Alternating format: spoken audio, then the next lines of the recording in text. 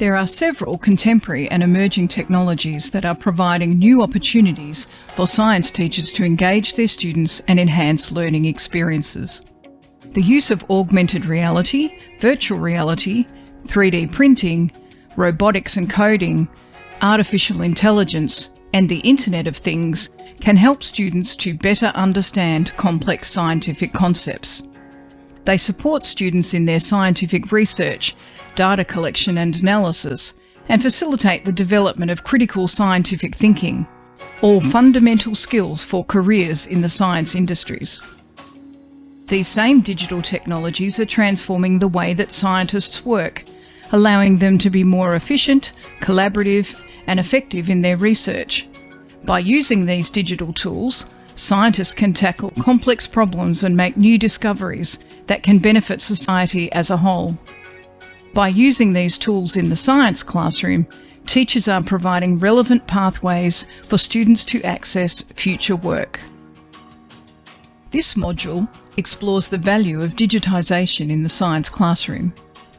We will discuss how contemporary digital tools can be used in the teaching of science and how they reflect the work of career scientists. We will look at specific examples of coding, AI and digital data work in the science curriculum. We will also discuss strategies to overcome some of the barriers to the increased digitisation of the science classroom. Digital tools can be a powerful and engaging way of bringing real-world developments into the classroom in a real-time manner. For example, when teaching the concept of forces to Year 7 students, I found drones to be really useful. I am able to weave in the narrative of Newton's laws of motion into why a drone is able to stay stationary in mid-air or perform certain aerial maneuvers. It's really empowering for both students and teachers to get that collective light bulb aha moment when they're able to apply a complex law of physics to a machine that is literally hovering in front of them. Similarly, in Year 8 Science for Body Systems, I was able to introduce robotic arms or dobots to my students. These robotic arms can be coded using basic block coding to be able to perform certain maneuvers that can simulate surgery and organ transplants.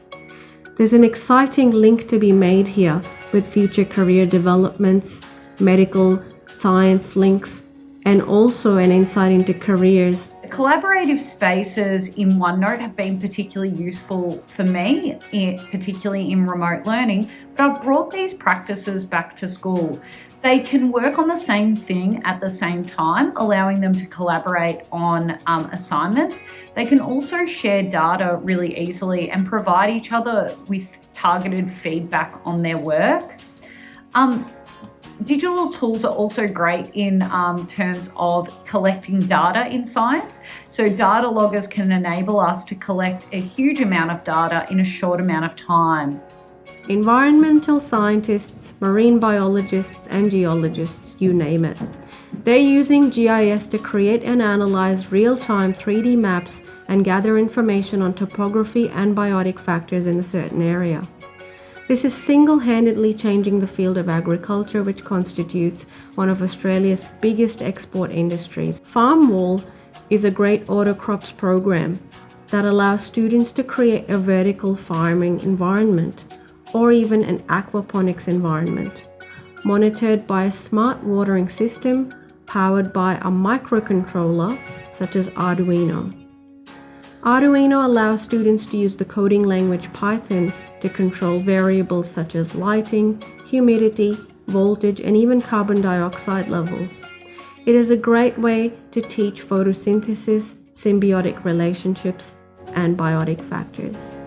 Technology has the potential to revolutionise the way students learn in the secondary classroom, providing new opportunities for personalisation, collaboration, and engagement.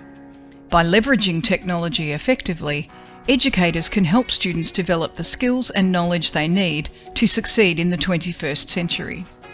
Let's look at some examples of how various digital technologies are being used in the secondary science classroom to improve student learning. I've also used Minecraft education, where they can design and build eco houses, sustainable cities.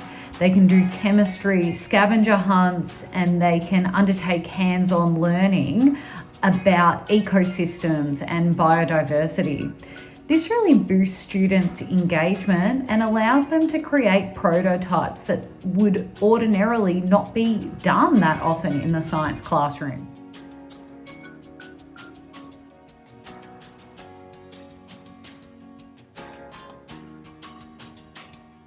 Teacher competency is a huge area. I've been a learning specialist for a while now, and part of what I'm doing is supporting staff with taking on new technologies.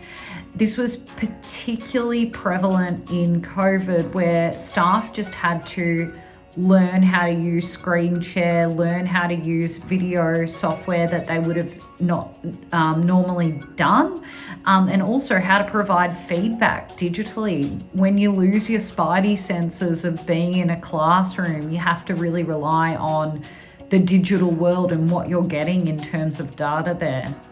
I think that something that could be done in this space is giving principals and leading teachers and learning specialists a lot of professional learning in digital tools so that they can build their competence, and that can hopefully trickle down. I think also having curriculum changes, if it specifically states it in the curriculum, teachers will be more likely to take on these changes, implement them in the classroom, and really improve their own professional learning in those particular tools.